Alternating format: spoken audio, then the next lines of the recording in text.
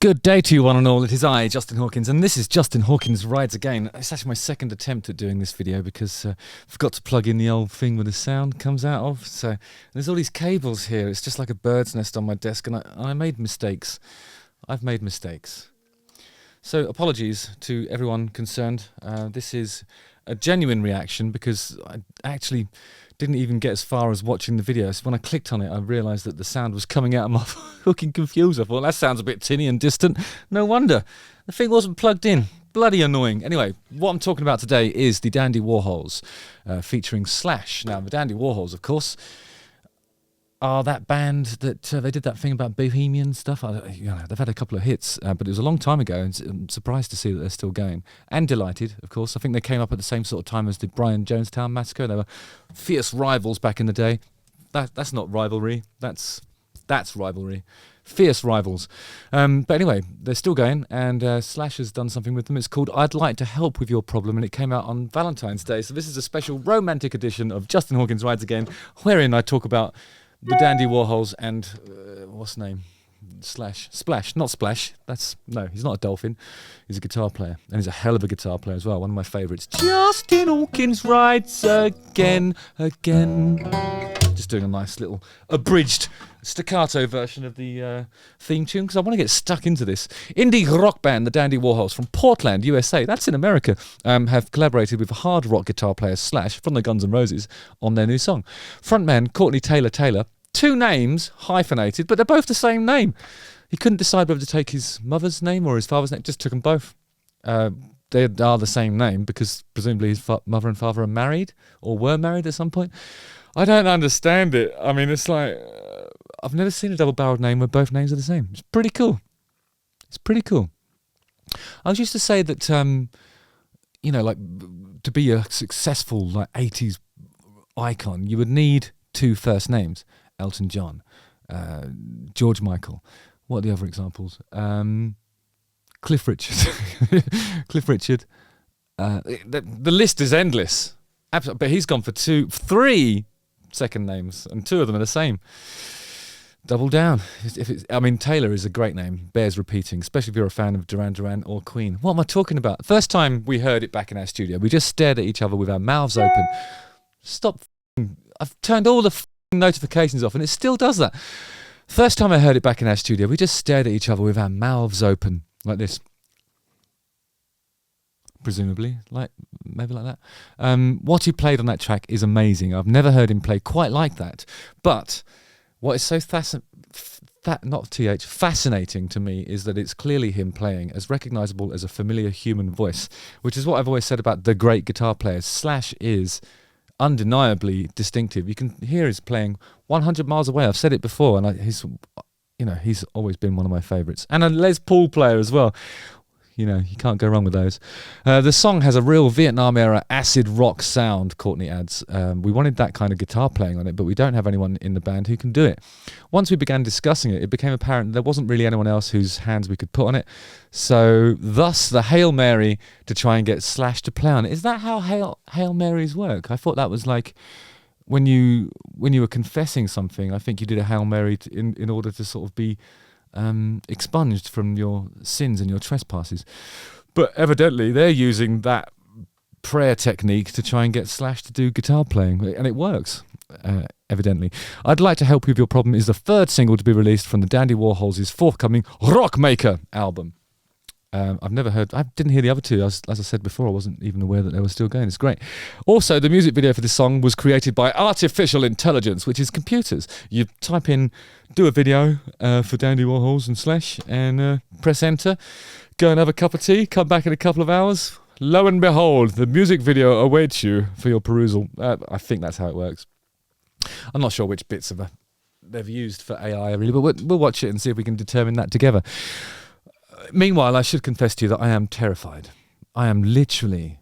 I have to wear brown trousers every day now because whenever I think about what I'm about to say, it creates a sudden, uncontrollable bowel movement. You don't want to hear about that, but the thing I'm talking about is I'm starting my first ever tour of this show in 3 weeks, and this is actually going to happen in real life before your very eyes, if you are one of the many gorgeous faces that are right in front of me when I do this stuff.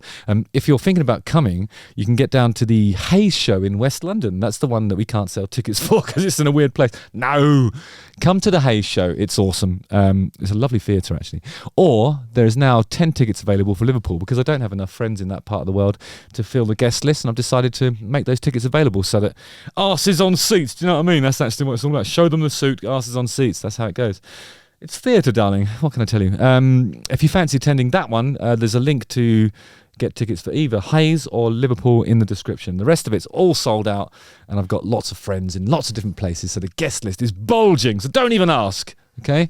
I'm going to click on this video and react to it in the only way I know how, with thinly veiled contempt. I'm only joking! Okay. Here we go. Oh, cool. That background with the crashing waves that are all rendered in that sort of soft focusy stuff. It's a beautiful thing to look at already.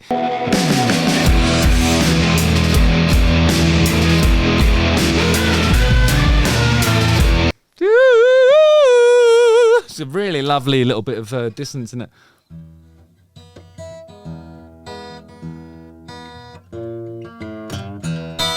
Something like that, isn't it?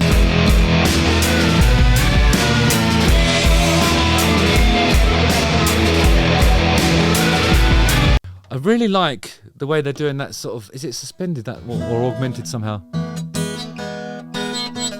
That thing when you put the fourth into a major chord. People do it in like predictable ways sometimes, but this is actually quite an interesting place to put it. So like...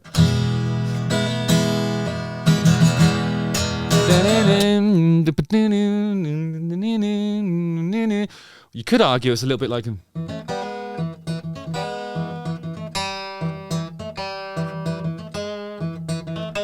like Status Quo. What's that one? There's a Status Quo song that does that. Use the comment section below to educate me because I can't be bothered to go through the Quo catalogue. It's all brilliant, but I mean I just haven't got time. But it's nice. It's good to hear that in the context of a lovely open E chord, and then there's a little sort of run that involves somewhere along the line that Diablo bit, which gives it the dissonant kind of ear prickery, devil conjuring magic that we like to hear in a guitar riff sometimes, don't we? I think the answer is yes, we do.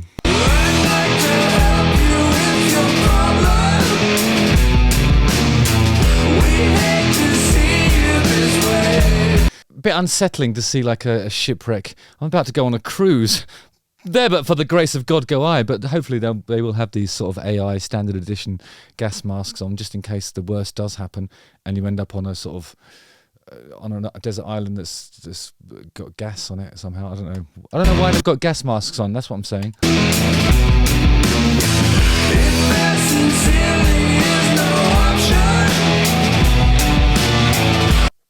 Obviously, I've played with Slash a few times. Well, not played with him, but we've supported Guns N' Roses and his other various projects as well, and played on the same festivals in lots of different countries around the world. I've encountered him many times and always thought he was gracious and incredible, like an amazing musician. And we toured with the Dany Warhols in 2004 as well. It was the first time we ever went to Australia. They were on the Big Day Out tour.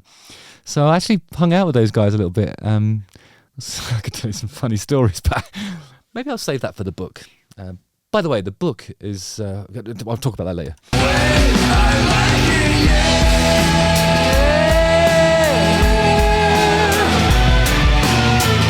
I'm really getting that sort of acid rocky kind of Vietnamese thing that he was talking about. They've nailed it. This is spot on.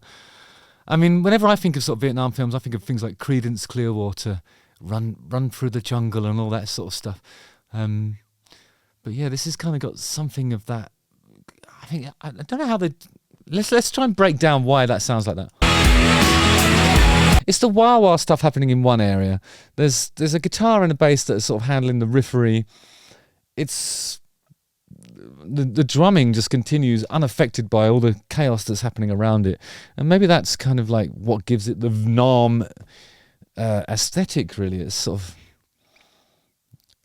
I don't know, and it's also sort of pedaling on a familiar sounding sort of E chord. It's less, I don't know, just washes over you, and and unless you sort of listen for the details, it's atmospheric, really, isn't it? Cool, blimey, governor. If that's what they're aiming for, that's a pretty good shot, I reckon. I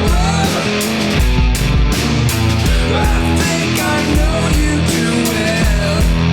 I know you too well. That's actually reminded me of a Whitesnake melody.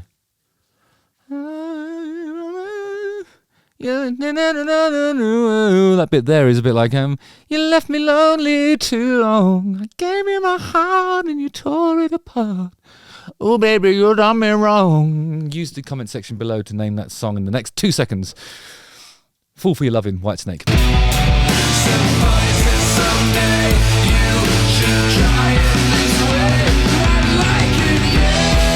I've always enjoyed the Dany Warhols, the choices that their drummers made over the years.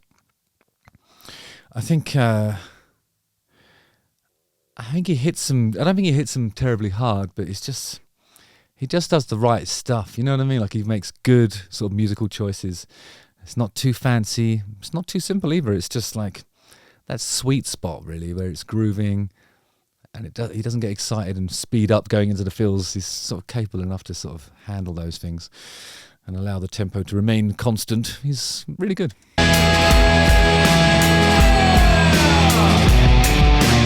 You can hear a lot of grace notes on that snare drum as well.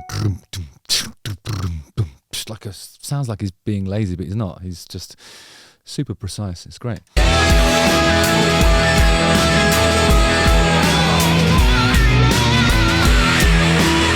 Oh, here comes Slash. Is this Slash with some wah-wah on his guitar? Ooh, wah-wah. Nice.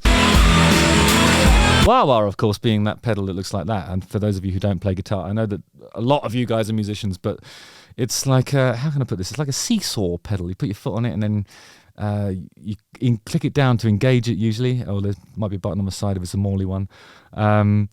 Slash would probably be using a Dunlop one, I expect. In that position, it sort of has it reduces the bandwidth, and then as you move it, it sweeps from low to high. You lose a lot of the muck in the usual sort of frequency spectrum of the guitar, and sometimes guitar players use it to sort of disguise, if they're doing runs and stuff and that, and it's a bit messy, it can make you sound like a faster and more precise guitar player because the scope, the audible scope within the frequency range is narrower, so it just sounds like you're doing fiddly stuff. But I think when you use it like these, on these wailing sort of notes, it can actually sort of give it I don't know, it sounds like the guitar's vocalizing somehow, Why am I spending so much time explaining wah-wah? You guys know what wah-wah is. We do now.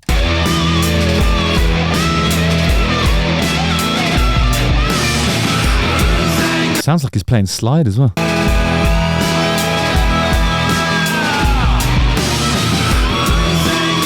Rhythm pickup for the Les Paul players know what I'm talking about. When one plays a Gibson Les Paul, there's a on the top where the top horn would be, if it was a horn. It's not. It's just that bit there. It's got a toggle switch. I tend to. So there's rhythm at the top, treble at the bottom, and the top one I tend to turn all of the things down on that one. So I just use it as an off switch really. But if you turn it up, it gets this. It has a more sort of bassy, bluesy kind of feel to it, and you're supposed to use that for rhythm parts, and then you go into treble, and then you do lead stuff. But Slash has always done it upside down. He's done a bit of both really, but I think the trademark Slash sound is rhythm pickup, saturated sound, playing his lead stuff, occasionally with wah-wah. I think those are the things that make him really recognizable, because that's a decision that most guitarists don't make. They want to come in screaming, on the treble pickup, so it really cuts through, and he doesn't do that. He sits back and just lets his fingers, rule whatever he's playing over. It's fucking awesome. He is a great guitar player.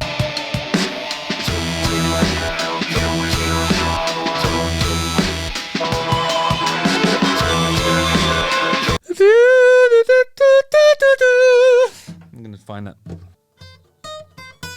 It's that kind of stuff. No, normally when you play like in a harmonic minor-y,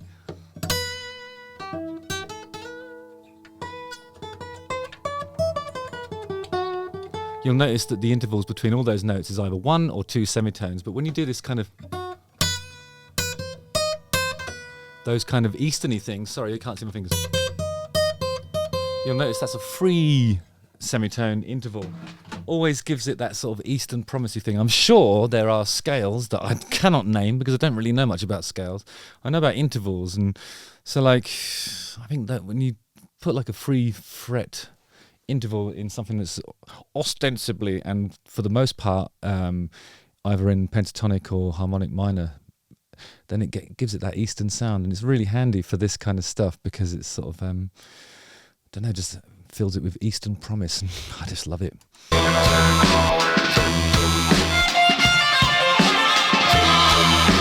And then back into the usual. Oh good, a burning ship.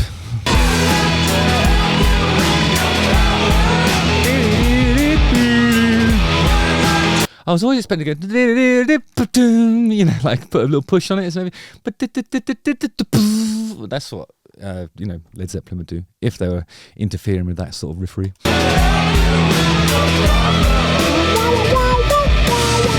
But to have the discipline and the patience to wait for it to hit the beat and not push it, I kind of admire it in a way, but I'd love to hear it just once in the song. Imagine that, it'd be cool, wouldn't it?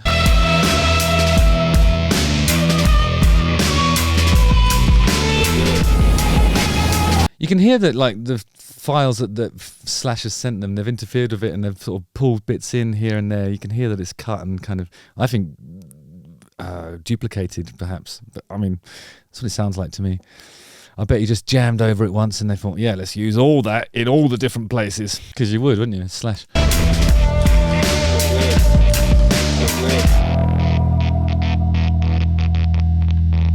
Can't believe this. I honestly thought that was going to be a mistake in the prep, that the Taylor was his name. Apparently it's Courtney Taylor. Magnificent. All right, well, I really enjoyed that. I think it's, when you think about what the actual objectives were, according to the press release, they've absolutely nailed it. Right on the money. Vietnamese sounding, you know, acid rock. It's great. Justin Hawkins rides again.